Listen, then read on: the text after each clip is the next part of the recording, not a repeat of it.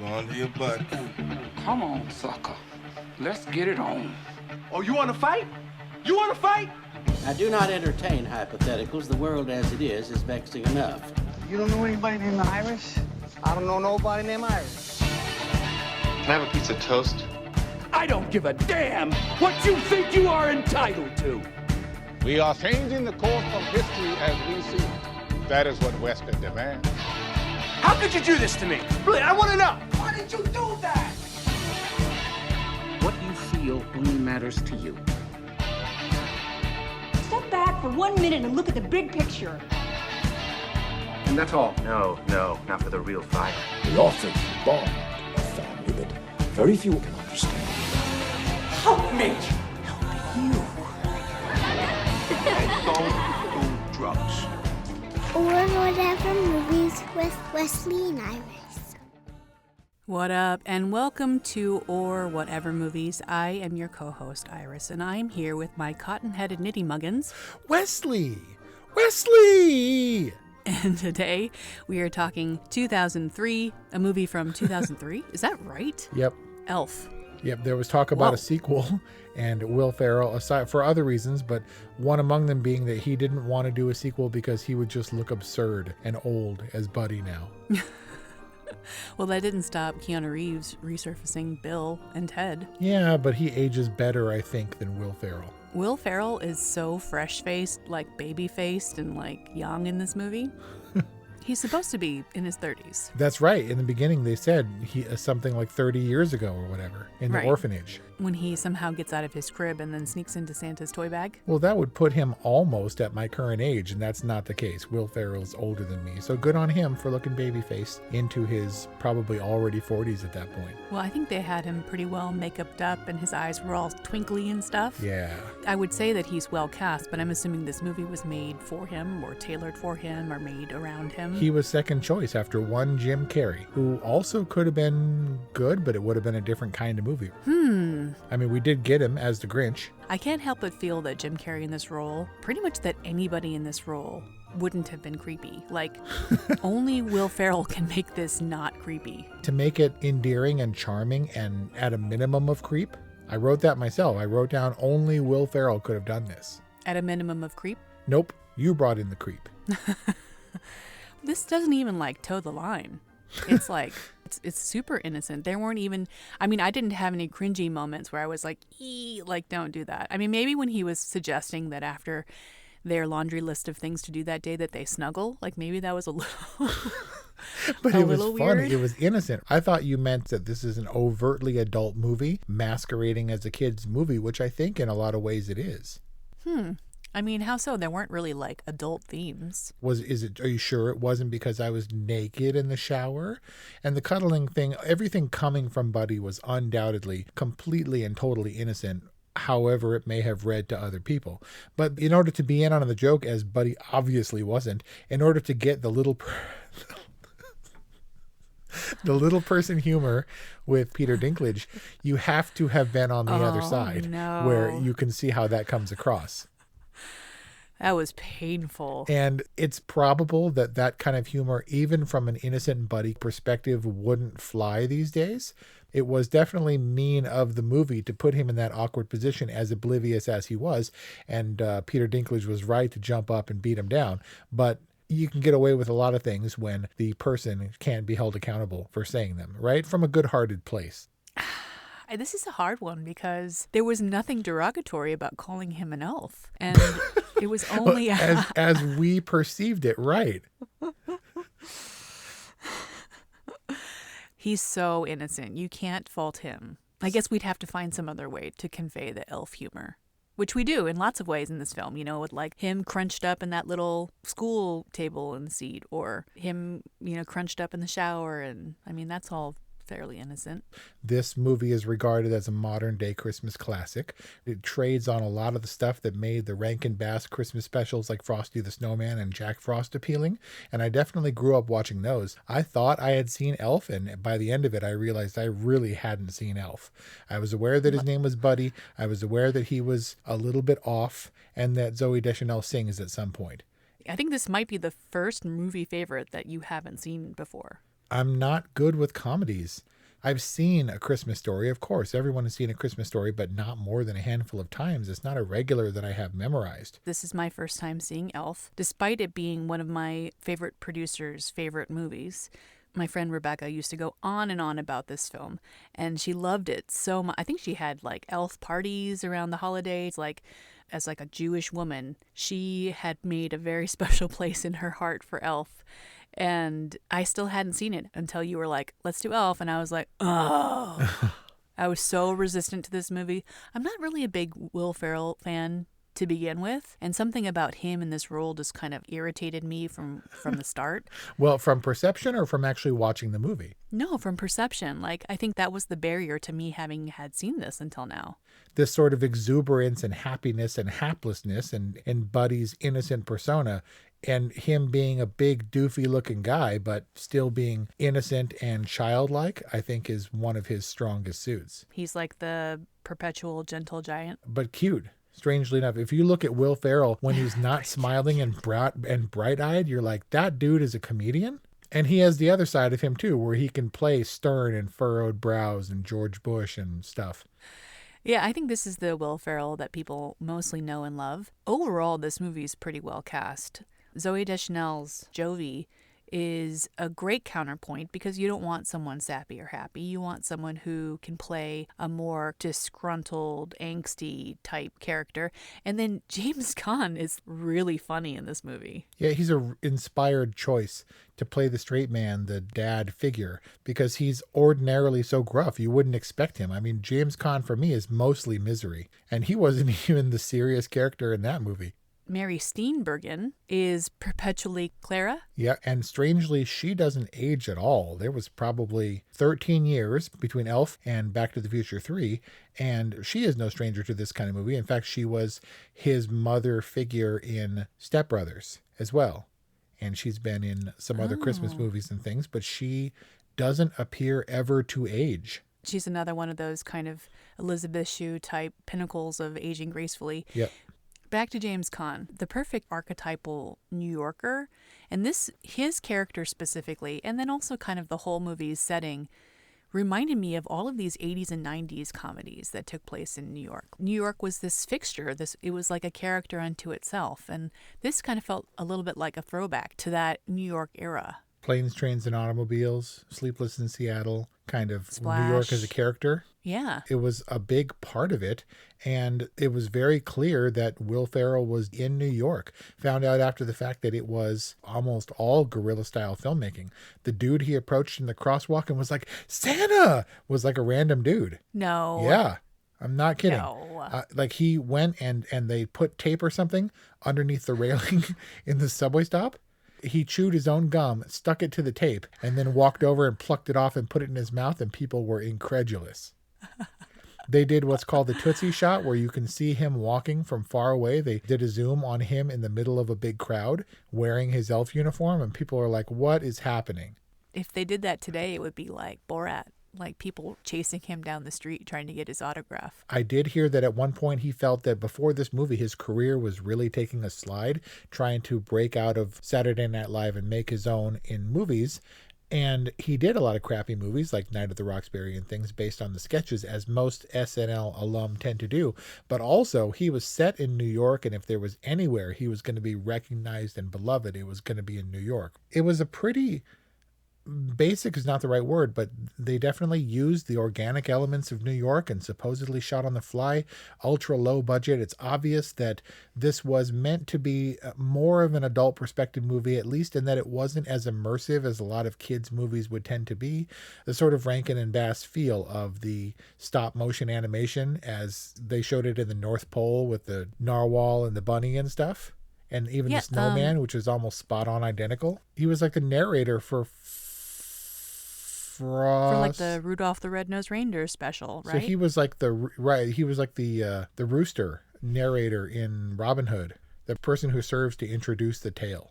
But no kid thought he's really an elf, right? They did a lot of perspective filmmaking. They kept the FX to a minimum, and it was so obviously sets and kind of silly that I think it was meant to be not immersive and much more of an obvious joke for adults in just a charming kind of way. You mean the use of the stop motion characters? In general, all of it, the obvious sets of the North Pole, the sort of cheesiness, it was like, okay, this is dumb. And it's not meant to whisk kids away into a different world, and more, as I guess you would consider Willy Wonka at least felt more like a real place. It seems like Elf was like, we're going to do this and it's going to be cheesy in a way that's endearing and funny as opposed to immersive and realistic looking. I can certainly say I felt like I was in on the joke. Like you can clearly see the edge of the set on the studio soundstage and the obvious perspective tricks that they're trying to employ with like the little lighted homes and the ones that are in the background are like smaller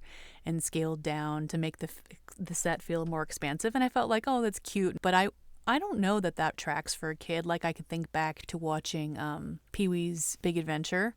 You know, Pee-wee like is in that place where there's all those animals and he's just cartoon eyeballs, and then the lights come on and then there's all the still animals there. Like I remember being totally immersed in buying that and then seeing that later as an adult and being like, the animals are all taxidermied and completely fake. What? An excellent observation, and a tip to our forthcoming Pee-wee's Big Adventure review, which I'm still trying to get Kelly on board to watch with me. But that takes convincing? She claims that she's okay with it, but she was as resistant to Pee-wee's Big Adventure as you seem to be to Elf. But this is a movie that Kelly likes, and she was smiling and beaming all throughout, which was fun. But I felt like it was a little bit strange, and as tends to be the case with most comedies, I just want to see if it can make me laugh. And if it doesn't make me laugh, is there at least enough tongue-in-cheek humor that I could appreciate what they were going for? I'm not good with comedies. I think that you're onto something when you say the effects were kind of used at a minimum or held at bay a little bit. Yeah, it made me think of Robert Zemeckis' Flight. All the trailers were about this plane crash, and 90% of the budget went to the effects of that shot, and the rest of it was a pretty small, talky kind of movie.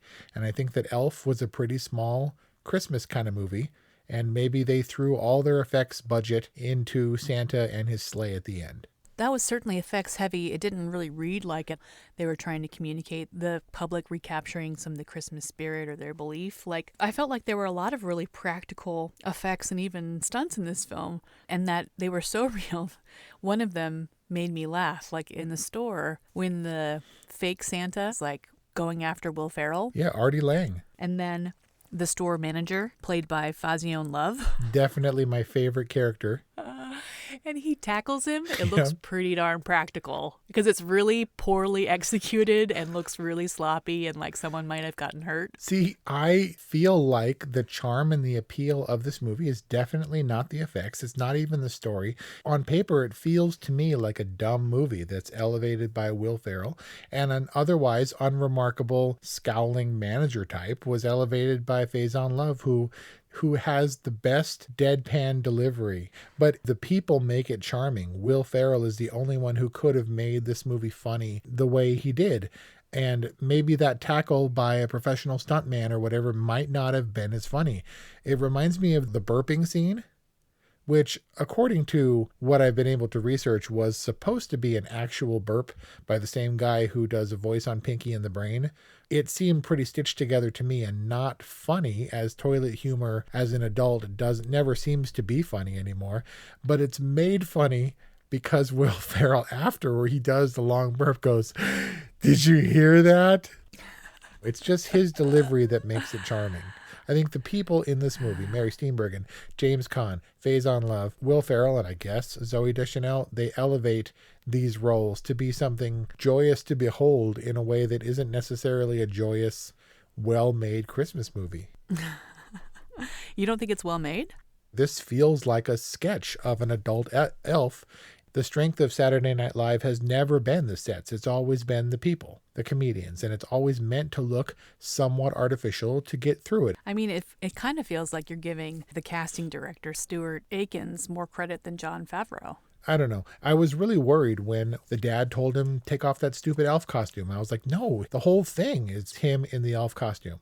But Will Ferrell carried it on convincingly, somehow enough to seduce Zooey Deschanel, which was a little bit weird. But I was really worried about where it was going to go when he's out of the elf costume, and it seemed to be okay. But again, it was a little bit off, not quite immersive. And so you take on the joy. Like if you're looking for to be swept away by a Saturday Night Live sketch, you're going to be disappointed, right? I mean, what about this movie makes it so magical to so many people? What is it about this movie that Kelly loves so much? I think it's the pure innocence, and she definitely laughed at the physical comedy. She laughed at the tackling. She laughed when he vaults off the couch and tackles the tree and then falls out of frame. That was ridiculous. It was funny in that it was unexpected. You know, specifically that moment felt like one of those moments that you would be like all annoyed because no one would ever, even Buddy the Elf, realistically attempt to put a star on a tree that way. I think that Will Ferrell's strength is exhibited in the bit where he goes up the escalator and he doesn't know how to work it and he gets in that awkward split stance or whatever, but he like the look on his face, like this is normal. I'm going to ride it out and this is all normal. Yeah, it's funny. The physical comedy, I think, comes from his just kind of hulking presence and not really knowing what to do with his mass. Whereas a Jim Carrey, like Gumby elf embodiment would have just been kind of like weird and unnecessary. Yeah, he might have been better as an actual elf trying to masquerade as a human. Exactly. That's the Jim Carrey version of like this movie. If Buddy had a kid who was half elf and then Buddy decided he was going to go live in New York and the half elf Jim Carrey kid went to go find his dad, that's what the Jim Carrey elf would have been like.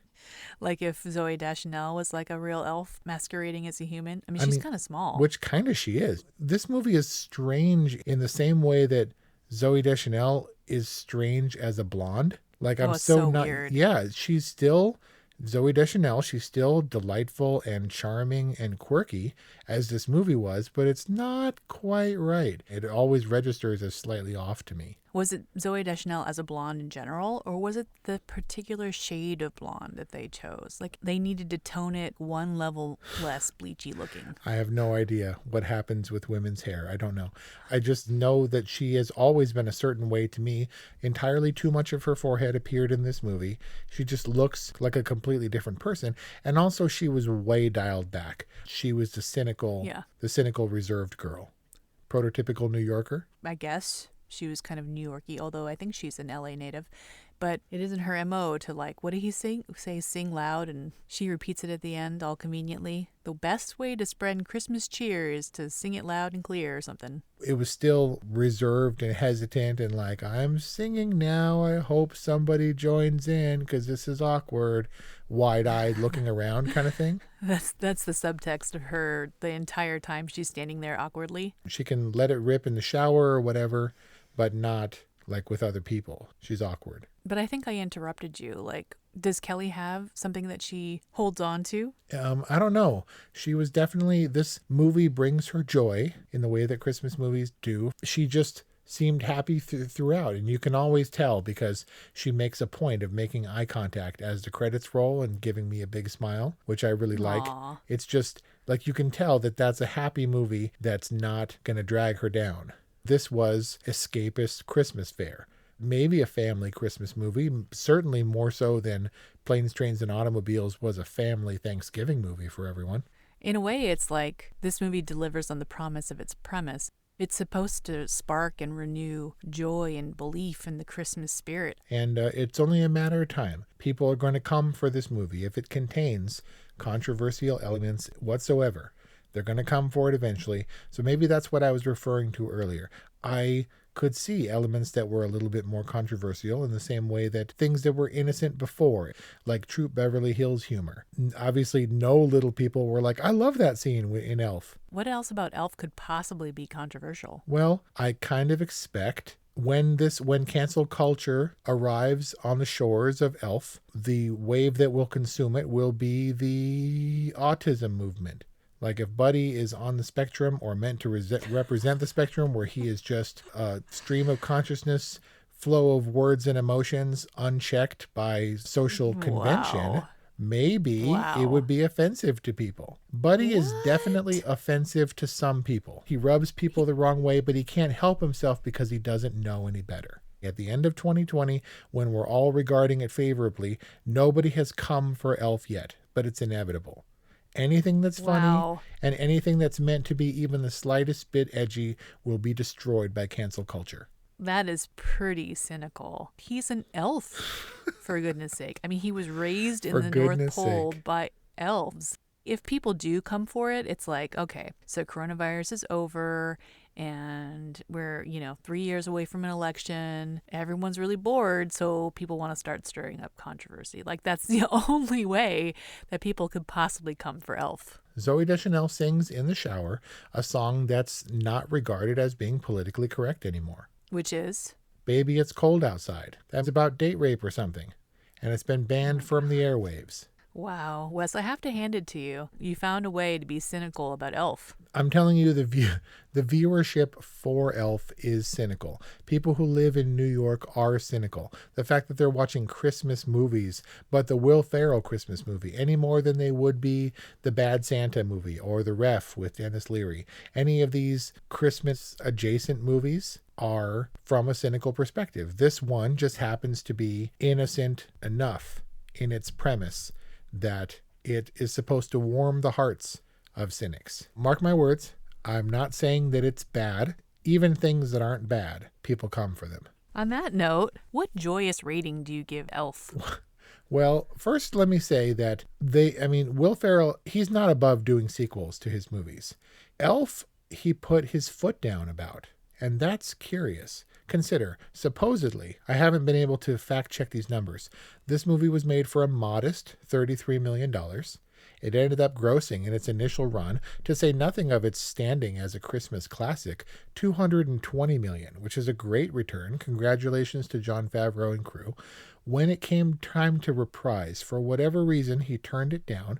He felt that if he accepted the role of Buddy for an Elf 2 and it was a box office failure, people might have assumed that he did it for the money and had sold out, and he didn't want that. Now, that's a noble perspective to take, but also he would certainly be too old unless he became more of, like we discussed, the father figure, or he was a mentor to, he was the Bob Newhart role or something along those lines. But they offered him $30 million to reprise his role as Buddy in Elf 2. That's almost the entire budget of the first movie. And he said no. So why was it?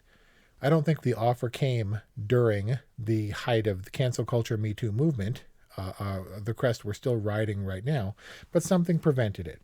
And so I'm not sure that it would have been a good idea. But I have to say, watching it from an adult perspective and regarding the humor as being, even now, slightly outdated. It was made 17 years ago and a lot has changed since then. I'm still of the old school perspective that the less PC jokes are jokes. And this movie certainly wasn't intending to be hurtful. Peter Dinklage is an actual little person, believe it or not, and definitely in on the joke. So not trying to hurt anybody. And from that perspective, I definitely liked and appreciated Elf. I think that it was a fun movie if it wasn't funny. I think it was a good movie even if it wasn't particularly well made. And I think Will Ferrell and crew were delightful even if they didn't push to delight us. It was a little bit reserved on all accounts, and not hammy and over the top that would have made it a cartoon or a Jim Carrey slapstick comedy.